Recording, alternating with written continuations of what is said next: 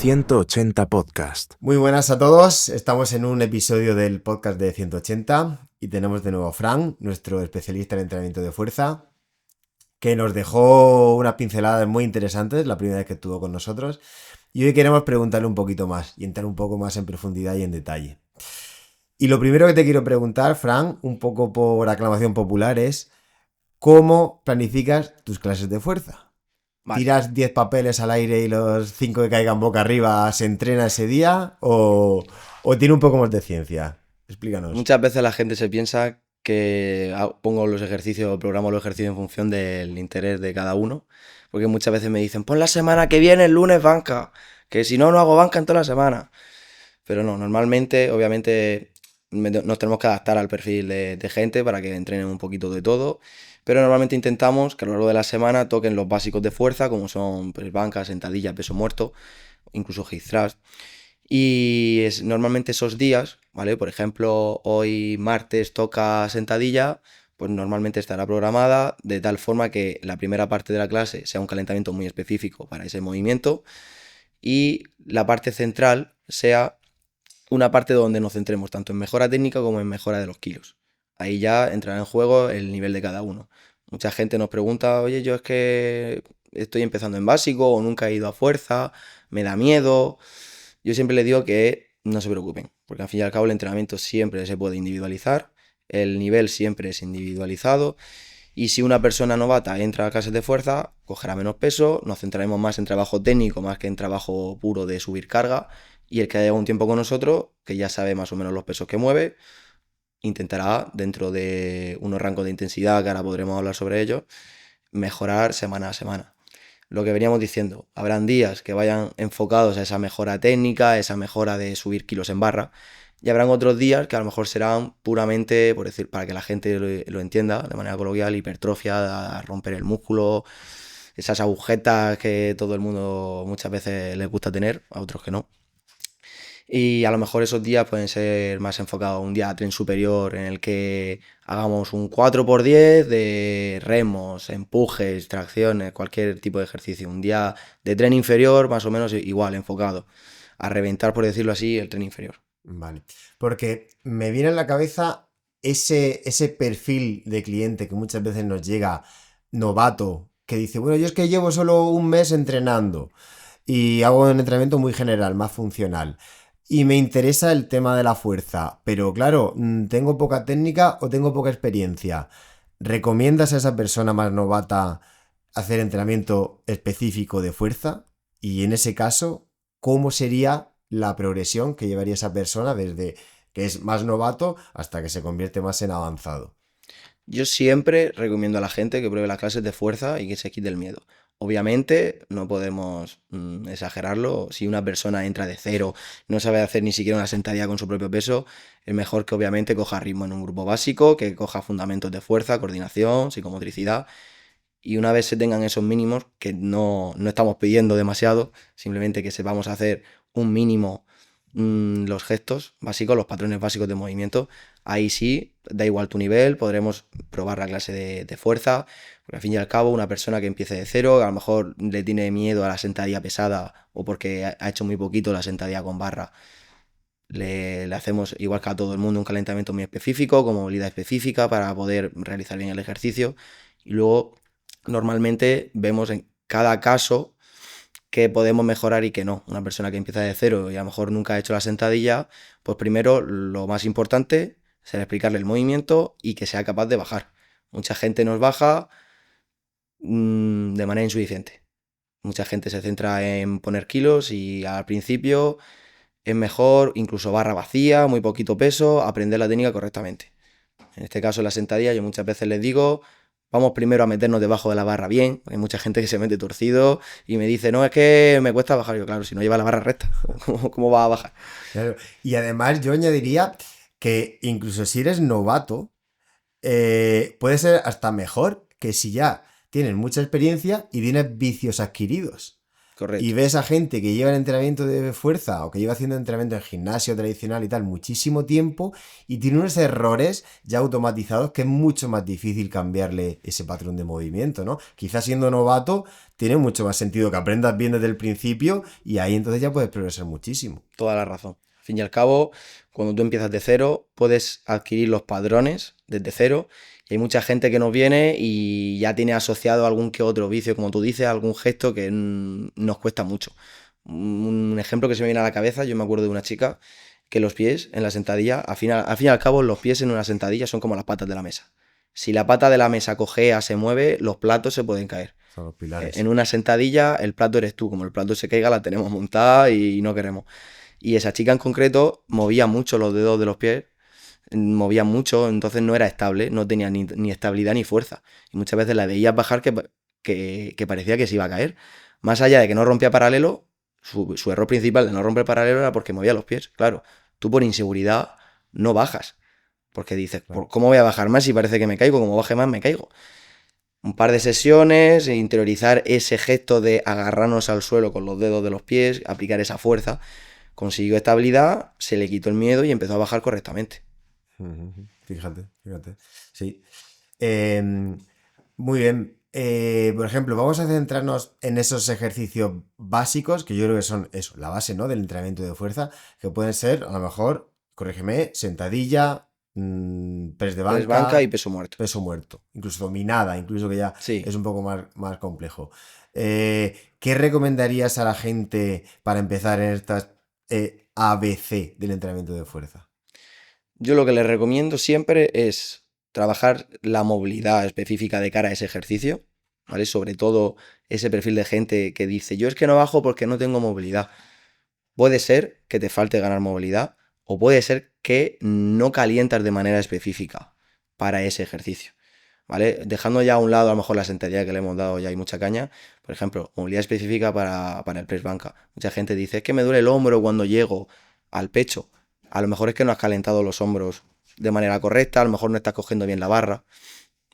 La gente que dice me duele la espalda en el peso muerto, a lo mejor no estás aplicando bien el setup, no estás en una posición correcta. Entonces yo le recomiendo a la gente que siempre haga esa activación que nosotros les decimos, la movilidad específica, y que empiece la palabra mágica, que mucha gente interioriza, mucha gente no, mucha gente viene un año ya a fuerza y me sigue diciendo que son aproximaciones. Aproximaciones, poco a poco, vamos subiendo la carga poco a poco a la barra. Esas series nos van a servir tanto para terminar de engrasar el cuerpo, para terminar de calentar las articulaciones, para que no nos duela esa zona compleja como puede ser el lumbar, como puede ser el hombro. Para que siempre, lo importante, que nos hagan caso, que interioricen algún que otro concepto y siempre ir poco a poco. Calentamiento, activación, aproximaciones y luego ya en las series pesadas veremos qué carga metemos, por qué esa carga, por qué esa intensidad. Muy bien. Por ejemplo, si me viene a la mente, es que estoy continuamente pensando en clientes de 180 que al final nos comentan siempre las mismas preguntas. Y siempre surgen las mismas preguntas tipo, ¿y si en una sentadilla? ¿Y si la rodilla pasa de la punta del pie? ¿Y si no puedo bajar con la espalda totalmente vertical? Entonces, ¿eso es así y siempre hay que cumplirlo, pase lo que pase? ¿O deberíamos individualizar y estudiar cada caso? Siempre un entrenador debe de tratar de individualizar al máximo el caso de un cliente. Si una persona mide X y tiene el torso en comparación con el fémur demasiado largo, no son unas palancas idóneas para bajar súper vertical en una sentadilla. No nos podemos comparar con el típico vídeo que nos sale en Instagram o en TikTok de un chino que es halterófilo, que mide unos 60, que baja súper vertical, que decimos, Dios, eso es una sentadilla y no lo que yo hago. No, perdona. Una sentadilla se basa en bajar el centro de masa, luego volver a subirlo y en función de cada uno podrá bajar más, menos vertical. Sí que es verdad que en función de cómo seamos, cómo sea nuestra estructura, cómo sea nuestra movilidad, nuestras palancas, será más o menos eficiente. Habrá gente que la sentadilla no le cueste nada y habrá gente que le cueste un mundo llegar a romper ese paralelo. El tema de las rodillas es otro mito que llevamos, igual que hemos desmentido el mito del entrenamiento de la mujer en el capítulo anterior. Ahora podemos seguir desmintiendo el mito de que la rodilla sobrepase la puntera. Es imposible romper paralelo sin que la rodilla llegue a sobrepasar la puntera, o sea, partiendo de esa base. ¿Que puede generar más presión en la articulación? Sí. ¿Que genere automáticamente más dolor? No tiene por qué. Al fin y al cabo hay que controlar la carga, hay que controlar la intensidad. Si el entrenador te dice hoy no toca ponerle ese peso, hoy no toca ese peso. Y si sobrepasa, y muchas veces también tenemos que tener en cuenta el por qué está sobrepasando la rodilla la puntera. ¿Es porque estamos empezando directamente el movimiento con esa flexión de rodilla, incluso despegando el talón? ¿Es porque hemos llegado a romper paralelo, entonces la posición indica que sí, que sobrepasa un poco la puntera? Hay muchas veces que preguntarse el por qué estamos llegando a ese punto anatómico. Lo hemos mencionado antes por arriba, pero es que es un ejercicio que me interesa mucho porque la gente le frustra mucho, que es la dominada. Nos dicen que les cuesta mucho progresar en la dominada.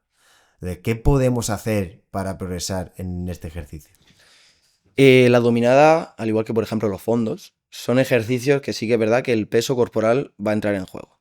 O sea, al fin y al cabo estamos jugando con nuestro peso corporal y sí es verdad que una persona que sea más pesada le va a costar siempre respecto a una persona ligera. Eso al fin y al cabo es lo que hay, pero independientemente del peso corporal, hay progresiones tanto a nivel ir ganando fuerza a nivel torácica, ir ganando fuerza a nivel musculatura dorsal, zona escapular, que son los músculos que tienen que intervenir. Mejorar la técnica, obviamente. Vamos a poner el caso de una persona que ya tiene una base de fuerza en la espalda y que ya tiene una base de entrenamiento, pero todavía no es capaz de hacer una dominada. Hay 1000 formas de hacer una progresión. Yo le recomendaría a la gente que empiece ganando fuerza de manera específica en esos músculos que intervienen en la dominada, como puede ser una dominada negativa. ¿Qué es una dominada negativa? Saltamos o incluso partimos ya de la base del final de recorrido y nos vamos dejando caer muy poquito a poco. Con esa fase negativa estaremos enfatizando esa fase céntrica en la que nuestros músculos estarán haciendo la fuerza para frenar. ¿Qué conseguimos ahí? Conseguimos fuerza de manera directa y muy específica del movimiento. Una vez hemos dominado esas dominadas negativas, podemos hacer dominadas con goma. La goma lo que va a hacer es que nos ayuda a subir. Y seguiremos, o al menos a mí me gustaría que siguieran, a lo mejor no enfatizando tanto esa fase céntrica, pero no dejándose caer, que sigan trabajando esa fase céntrica para seguir ganando fuerza. Si yo tengo una goma de resistencia muy gruesa y ya he conseguido dominar esas dominadas con goma y me salen bien, me podré poner otra goma un poquito más fina y seguir trabajando de la misma forma. Subir yo solo, con la ayuda de la goma, pero seguir trabajando un poquito esa fase céntrica. ¿Vale? Las fases céntricas en ejercicios como los fondos, las dominadas van a ser siempre nuestros aliados. Cuando vamos dominando ese movimiento con gomas cada vez un poquito menos exigentes, que no nos ayudan tanto, podremos empezar a hacer dominadas, a lo mejor con nuestro peso corporal, pero quizás con un poquito de salto, que nos ayude en esa primera fase concéntrica con el saltito, hasta que poco a poco seremos capaces de ir introduciendo nuestra primera dominada. Vale. Ya la gente se ha quedado sin excusas para mejorar en dominadas, ¿no? Cero excusas. Sí. Luego también es verdad que podríamos comentar alguna que otra regresión. Incluso más regresión aún que la fase céntrica, que las gomas, que pueden ser ejercicios como puede ser el Australian Pull-Up, que es como un remo invertido. Ponemos la barra en el rack a la altura, por ejemplo, del press banca y desde esa posición cogemos la barra y yo tengo que traccionar, tengo que llevar mi pecho hacia la barra. Por decirlo así, sería una tracción parecida a la dominada, algo más sencilla.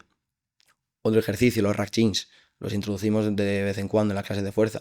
Es como una dominada pero desde el suelo, algo más sencilla. Ponemos la barra, en este caso un poquito más alta que la altura de press banca, nosotros nos sentamos debajo de la barra e intentamos simular esa tracción vertical. ¿Vale? En función de qué caso, muchas veces introducimos en lugar de la dominada de manera específica, a lo mejor a algún cliente le ponemos directamente ese rack chin.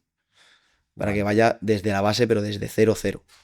Es un ejemplo de lo que hablábamos antes, que cualquiera puede empezar el entrenamiento de fuerza. Siempre se puede adaptar el ejercicio y da igual cuál sea tu nivel. Es que no hay que tenerle miedo en absoluto. Correcto. Por ejemplo, en ejercicios como peso muerto, si no tenemos un nivel, o más allá del nivel, olvídate del nivel, incluso gente que tiene miedo al ejercicio, podemos implementar la estrategia de peso muerto desde bloques, es decir, subir la altura a la que vamos a despegar la barra. Al fin y al cabo, probablemente se encuentren en una posición más cómoda, no tengan tantas molestias ya que no se tienen que inclinar tanto y probablemente, como no son capaces todavía de dominar esos aspectos técnicos de retracción escapular, aprieto dorsal, tensamos la barra, partiendo desde una base un poquito más alta van a estar más cómodos y ese despegue, entre comillas, no será tan agresivo para ellos y podrán aplicar o podrán aprender esos aspectos técnicos desde una posición más cómoda. Entonces, en función del nivel, siempre intentamos adaptar esos puntos. Has tocado un tema que no pensaba sacarlo porque da para un episodio, pero es que me parece clave, que es el tema del peso muerto. Que mucha gente les dice que le tiene miedo al peso muerto porque le duele la espalda, que no hace peso muerto porque le duele la espalda, cuando seguramente sea lo contrario. Debes de hacer peso muerto para que no te duele la espalda. Correcto. Nos llega muchos casos, ya sean las clases de único, avanzado, básico o incluso gente que se apunta a peso muerto pero le tiene miedo. Una estrategia puede ser la que he comentado, empezar desde bloques porque quizás pueden haber dos puntos. Una persona que de verdad tenga una dolencia en la espalda y esa variante de peso muerto desde bloques le ayude como variante de redactación o gente que directamente le tiene miedo porque está demonizado el ejercicio. Y eso hay que quitarse la venda, no mirar así como los caballos hacia adelante, escucharnos y ver cada caso. ¿Por qué te duele el peso muerto? A lo mejor es porque lo estás haciendo mal. Esto es como el inglés, ¿por qué la gente no sabe hablar inglés? Porque se enseña mal. Pero si empiezas desde cero, te quitas los vicios que decíamos antes, Una buena técnica. una por buena supuesto. técnica, un buen setup, una buena activación de los músculos que tienen que activarse, ¿vale? Porque no es lo mismo hacer un gesto, hacer el movimiento sin apretar nada, que hacer el movimiento de manera consciente, activación consciente, apretar lo que hay que apretar. Mucha gente todavía no sabe que el peso muerto tiene que activar las piernas, ¿vale? Tú por el mero hecho de que hagas una bisagra de cadera, flexiones el tronco, no se te va a activar el glúteo y el femoral, ¿vale? Si no eres consciente de eso, si no aprietas el suelo, no transmites la fuerza contra el suelo, no se te apretarán las piernas. Si no se apretan las piernas, probablemente toda la fuerza la hagamos con el lumbar. Entonces ahí muchas veces es lo que la gente dice, es que me duele la espalda. Primero habrá que ver cómo hacemos el gesto, habrá que analizar el gesto, habrá que analizar cada uno, ¿vale? Porque igual que decíamos la variante del peso muerto bloque, podemos hacer un peso muerto sumo, que al fin y al cabo es un peso muerto, al igual que el peso muerto convencional, el peso muerto rumano, salvando las distancias de activación de músculos, pero al fin y al cabo trabajamos la cadena posterior igual que los anteriores. Hay gente que por su estructura, quizás abriendo un poquito el stand de las piernas, la anchura de las piernas, semisumo o sumo incluso le venga incluso mejor por su morfología y está haciendo igual el peso muerto igual que su compañero. En las clases de fuerza yo muchas veces digo, quien esté más cómodo haciendo peso muerto sumo en lugar de convencional, adelante. Yo al fin y al cabo voy a corregirte tanto si haces convencional como sumo. Y en función de cuál hagas, yo te daré tips técnicos, te corregiré, pues mira, aquí has fallado en tal punto del despegue, o en el bloqueo has fallado en tal punto, en la fase céntrica has hecho esto un poco más raro. Muy bueno, muy bueno. Al final es tener en mente el objetivo y personalizar en función de cada cliente. Me quedo con el detalle ese de la activación consciente, de que simplemente porque el cliente, la persona piense que hay que transmitir la fuerza al suelo en el peso muerto, ya cambia el ejercicio totalmente. Correcto, Totalmente. igual que decíamos Muy en la bueno. sentadilla, que hay que transmitir esa fuerza para que te dé estabilidad. En el peso muerto igual. Al fin y al cabo, si tú no transmites esa fuerza contra el suelo, al final el más fuerte no es el que más kilo levanta, sino el que mejor comprende la física. Al fin y al cabo esto podríamos irnos a la física. Si tú transmites la fuerza contra el suelo te la devuelve. Porque no estás tan fuerte como para hacer un agujero. Entonces el suelo te devolverá esa fuerza con la que tú te levantas. Y eso mucha gente al principio le cuesta entenderlo, pero cuando es capaz de llegar a comprenderlo, de activar lo que tiene que activar, da igual lo que él pese, los kilos que mueva, que va a mejorar. Vale. Muy bien.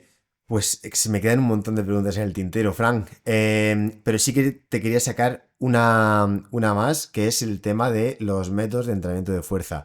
En clase utilizas muchos métodos diferentes, supongo que los combinas y tendrá un porqué. Háblanos de los más comunes, de los más utilizados, por lo menos lo que la gente luego ve en redes sociales, que sepa cuál es bueno utilizar, cuál no, son todos buenos. Háblanos un poco de los métodos de entrenamiento que utilizas. Vale, en este aspecto los métodos normalmente o las estrategias para la hipertrofia que solemos usar al final de las clases muchas veces suelen ser super series, clúster, jugar con los tiempos, tanto de descanso como tiempos excéntricos.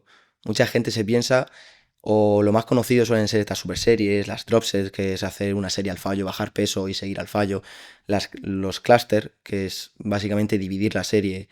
Por ejemplo, vamos a ir a 20-30 repeticiones, pero en miniseries de 5 o 6 con el peso que habíamos hecho una serie pesada antes.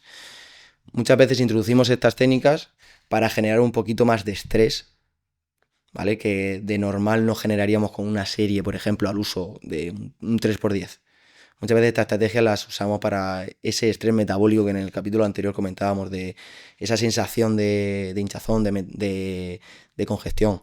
A lo mejor ya hemos trabajado esa parte de tensión mecánica de un 3x8, un 3x10 o una serie de 5, 6, 7 repeticiones, y luego cogemos esa estrategia de incrementar el estrés metabólico, ya sean super series, ¿vale? Imagino que la gente lo sabrá, de hacer 2 series seguidas del mismo grupo muscular, esa drop set que he comentado de hacer una serie, bajar el peso y seguir al fallo, esos clústeres de dividir, esa estrategia de jugar con los tiempos de descanso.